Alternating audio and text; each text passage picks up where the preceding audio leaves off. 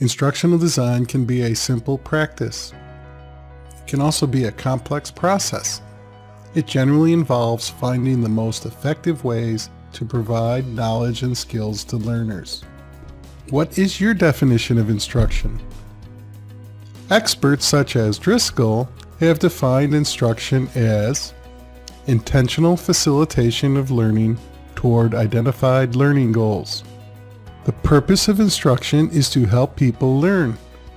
Using words and phrases such as intentional, facilitation, and identified learning goals. For our purposes, let's use this definition of instruction. Purposeful activity intended to cause, guide, or support learning. We have a working definition of instruction. How about design? What is design?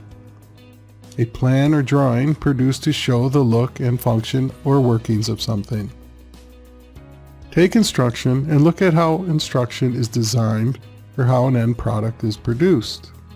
If the instruction is purposeful activity intended to cause, guide, or support learning, instructional design is the plan of the purposeful activity. And often people use the terms teaching and instruction interchangeably. While we've defined instruction as purposeful activity intended to cause, guide, or support learning, let's think of teaching as learning experiences that are facilitated by a human being or teacher. So instruction includes all experiences that are facilitated by some form of support, and teaching is that part of instruction where a teacher is essential to the instruction. How is the term education defined? We sometimes may feel like education occurs without a teacher or without training. Other times, education is very formal, such as that which occurs in the classroom. Sometimes education is informal, such as those life experiences from which we learn. In the whole, education is a broad term, so we see instruction, training, and teaching as some subset of education, don't we? Let's pause for a moment and ask why the teaching expands past the instruction spectrum and into the whole of education. Why do you think teaching is depicted like that? I'd suggest that teaching sometimes occurs outside of instruction, yet it is still within the realm of education.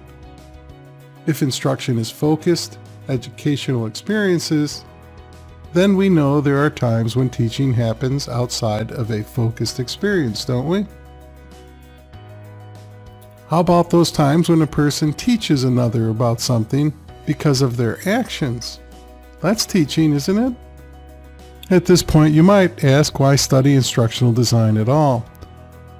I'd simply pause here and ask you if you've ever had an experience where you finished a course or class and realized that the exam questions did not match any of the material that was covered in the course, or you left the training session where you felt that you did not learn anything, or the material was too simple or too complex. If you had those experiences, then I'd suggest that part of the failing was likely due to either a poor or non-existent instructional design process. Let's dive into the world of instructional design and begin to use a systematic and thoughtful approach as we develop our own instruction.